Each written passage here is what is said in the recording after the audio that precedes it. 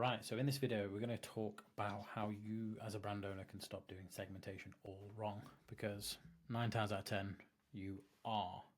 And I say this from experience. You either overcomplicate it and segment everything and create pointless segments that don't do any money, or you don't do any segmentation at all and you just send an entire list and then you wonder why emails are in spam. So I'm going to get straight into this one. This is something I feel quite passionate about. I think it's one of the big blockers for many brands and marketing agencies as well. So segmentation is a process of dividing your email list into groups based on shared characteristics. So instead of sending the same email to everybody, you can tailor your messaging to the different customer types, based on engagement, based on buyer behavior, interest, etc., etc. So dynamic segmentation versus static lists. A dynamic segment is something that updates automatically based on real-time behavior. So if somebody places an order for the first time, they become a one-time buyer.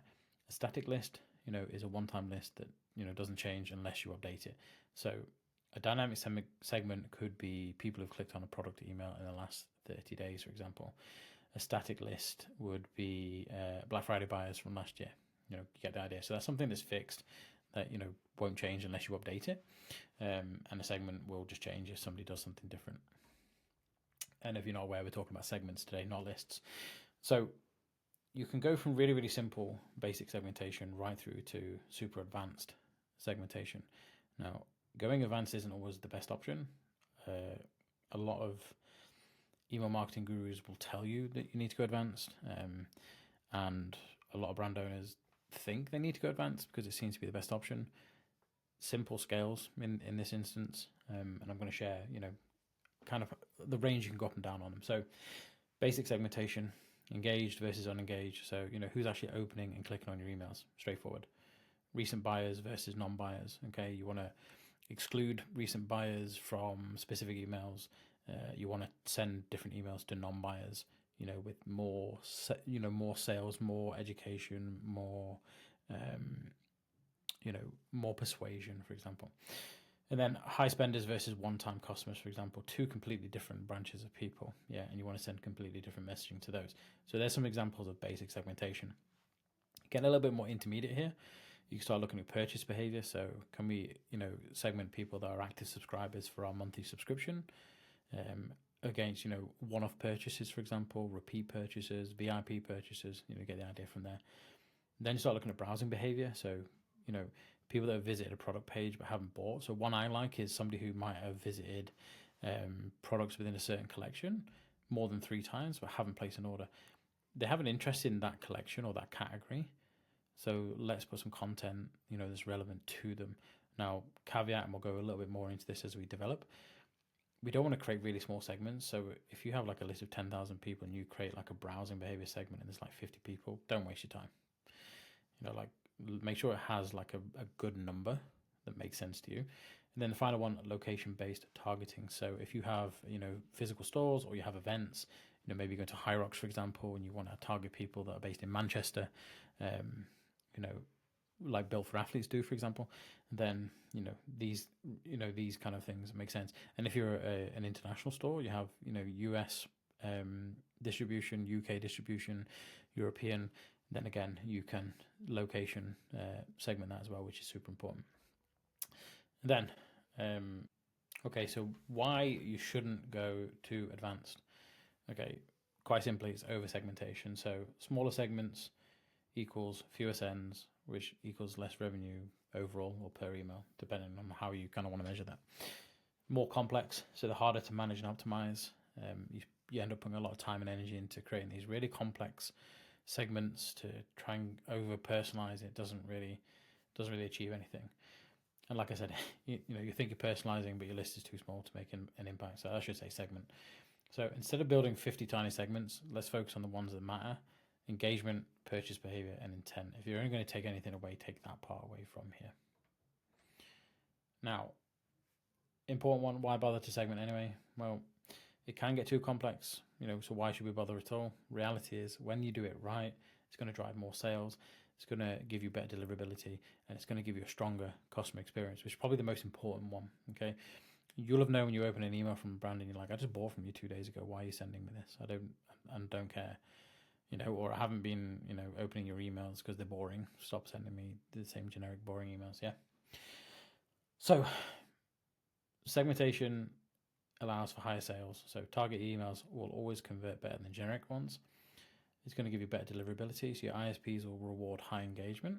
Spam filters will punish low opens. So if you send emails to your entire audience and your open rates are like 20%, Google are going to be like, who is this clown? Why is he blasting 1,000 emails to these people who don't care? And then stronger automations. So segments can help trigger more relevant flows. So you could have a VIP flow or a new lead, a new customer, a second time customer. You can segment your abandoned checkout based on how many orders they made. You might want to give them more discounts later down their journey because you've paid for to acquire them and you've made profit from them, so you don't mind dipping into a little bit of margin to get them to buy again, for example. So a customer who's just bought shouldn't get a generic promo email the next day. This happens a lot. So instead, they should just get a post-purchase guide or an upsell offer, depending on what you're trying to achieve, how many products you have, and what your overall marketing strategy is. But this is a big one. So we want to make sure we segment properly and we can exclude people. So basic segments every brand should use. We're going to jump into showing you a few examples on how to build them in Klaviyo, just in case you've never done that. But let's kind of break it down a little bit. Engagement-based segmentation up here. So we're looking at people who are active, opened or clicked an email in the last sort of 30 to 90 days versus inactive. So if they're not engaged in the last 90 days, they need some kind of re-engagement or suppression. Now, there's a lot of, I don't mean to throw shade on the gurus out there, but there's a lot of gurus out there that will tell you that you need to go to like 150 days engaged. It's like, well, okay, here's an argument for that. If somebody hasn't opened your email for the last 3 months, what's your chances of bringing them back? Quite low. So would you not rather spend your time and energy on those who are hyper engaged, that are loving your emails, that are visiting your store, that are buying products? There's got to be a realism here, and we used to do this at Flowly. We used to go 120, 150, 180, and you might make a few extra $1,000 here or there, but like, is it really worth it for the amount of people that unsubscribe and damage your deliverability, for example? So this is a tough one, but like 90 days for me is kind of as far as I'd want to go. Unless, you sell really expensive products and you don't email often because that's the nature of the business, then of course you want to go a bit further. Right, so send more frequently to engaged, less frequently to inactive. That should be straightforward, but doesn't tend to be. And then intent-based segmentation. So we're looking at people who are browsed but didn't buy. They viewed a product and they didn't go as far as adding to cart. Now this kind of behavior triggers a flow normally, but it's good to have a segment as well. It's good to have a segment as well because you can target those people later on. If you have a special offer coming out, or you want to get more information around why they didn't go as far as from browsing onwards. Yeah, now automate as much as possible, but definitely these fit nicely for specific campaigns when you're trying to get a specific outcome. Then similar one, added to cart but didn't go to checkout. So there's high intent, but there was some hesitation there. Why didn't they get as far as checkout? What weren't they happy with? Were the reviews not good enough? Were you not using smart review display to make it easier for people to buy? Why didn't they got so far, but they didn't take that last step? And then repeat buyers, for example, loyal customers with high purchase frequency, that person there has a much bigger intent to buy again than somebody who has been on your list for 2 months and not bought. And they need completely different messaging. So we need to message them based on their intent. This is more friendly. Like, we don't need to keep trying to, convince them to buy. They've already bought twice, 3 times, 4 times. It's all about building loyalty at this point, sending emails to let them know that you see them. Like, hey, we know you've spent, you've made 4 orders in 5 months with us, for example. So send reminders to cart abandoners, special offers to repeat buyers. Really, really straightforward. And then I think I've done the same page. There we are. So interest-based segmentation. This can be based on product categories that they've engaged with. So it could be if you're selling like watch bands, for example, for like Apple Watches, it could be specific categories. Are people looking more at like the flashy metal bands, or are they looking more at the flexible nylon bands, for example? Are they looking at a specific sizing? Can we make suggestions to these people in campaigns, for example? So definitely worth doing. And then content-based preferences. So, well, it kind of plays into the first thing I said, really. Are they looking at skincare? Are they looking at makeup? What can we learn about the browsing behavior on site? Can we see from the kind of things they're looking at that maybe they're more interested in a vegan skincare range? That's worth looking at. That's, with honesty, that's kind of like, could be getting into a little bit more advanced. But if you have a big list, definitely worth doing. And then send personalized product recommendations based on past interactions. And then the last one, list cleaning and deliverability segments. I put a couple in here, but in reality, there's loads. Now, engagement decay tracking. So monitor users who gradually disengage. Now, those that are looking to churn. Now, I would treat this differently based on buyers and non-buyers again. So people who have bought and then they start to churn, they're more valuable to me than somebody who's been on the list and done nothing for 3 months. I would rather put that time into them, because getting them to purchase again is going to be easier than getting somebody who's never bought to purchase the first time. So you've got to weigh that up based on your own sort of, ambitions as a brand. And then hard bounces, soft bounces, any spam complaints. Most of these kind of get removed, especially if you're using Klaviyo. But, make sure to keep an eye on those and make sure that they are that they're getting removed automatically. Yeah. Soft bounces, I'm going to show you a quick segment on that shortly. Then make sure to suppress non-engagers to keep your list healthy. I'll do a video on sunset flows and win-back flows, but ultimately we want to be suppressing non-engagers like every month. There is automations you can put in with webhooks on Klaviyo, but I'm not going to jump into that video because it's a little bit more advanced. But the reality being, like, you can make sure you suppress people that are not engaged. The reality here as well is you can always bring them back out for Black Friday and, really get your list health up to like peak. And then when Black Friday comes, just blast out your entire list and try and re-engage some people. This works for some brands and doesn't for others. But like, just because you suppress them doesn't mean you can't bring them back out to play later. So just going to pause the video real quick, jump into Klaviyo, and then we're going to have a look at some segments. Right, back in. So I'm just going to show you a number of different segments here that we can play around with. It's very specific to every brand, so I could sit here and do like a full, you must have absolutely these segments.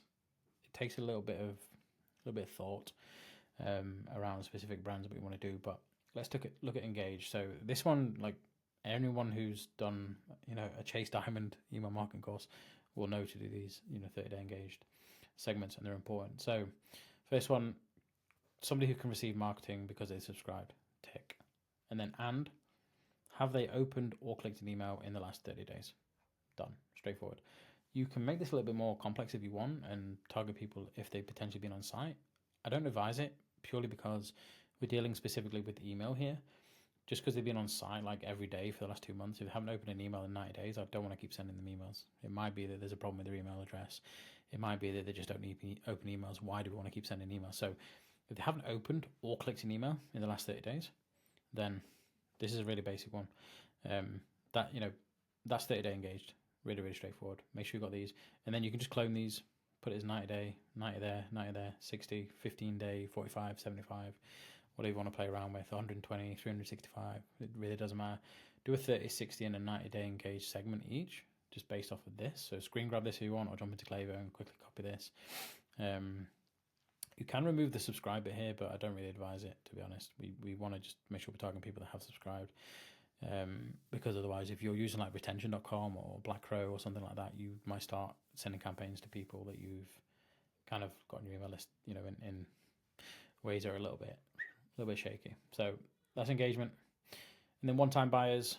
So, by the way, it doesn't matter if you have this at the bottom, top, or wherever. Sometimes I put the top at the bottom. I'm a little bit chaotic, so it doesn't really matter to me. But somebody who's placed an order, is one overall time. They've placed an order once, and they can receive email marketing. I always put this on because I don't want to see a segment of 20,000 people on here, and then there's 20,000 people on there, but only 10,500 are still subscribed, for example. Like I just want to see the accurate numbers of people on my list that are one-time buyers, not across the Shopify store. So there's that one. you can, put 2-time buyers and equals 2. You can put, is greater than 1, and then that's repeat buyers, so there's that one. And then VIP. So VIP is an interesting one. You can do this based on order value or number of orders. For this brand that we're working with here, it's placed orders greater than 3 overall time, and this is VIP customers, and then they're on the list. Really, really straightforward. Then here's one that gets a little bit more intermediate. So this is buyers who have not bought in 90 days. So they placed an order at least once overall time, and they've placed an order 0 times in the last 90 days. And they're obviously on the list. So this is a good one because this shows that there's a lot of people that have placed an order at least once, but over the last 90 days, they haven't. So for us, this is like an active churn that we want to be paying attention to. Now these guys have a really big list, so that looks like a lot. But you get the idea. So this is a big list to go at and be like, let's get them in again to buy again, because we want to reduce this list size ultimately. Then a couple of other ones, soft bounces. So somebody who has bounced an email is at least 3 in the last 30 days. And then add on here where bounce type, I was just building this out for you on the video and haven't done it. Bounce type equals soft. Update that segment there. So that's them. These are people you can exclude from emails if they've stopped bouncing, a few times for whatever reason. Hard bounces will get removed by Klaviyo. And then here's an interesting one. So this is like lapsed subscribers that are dead weight. So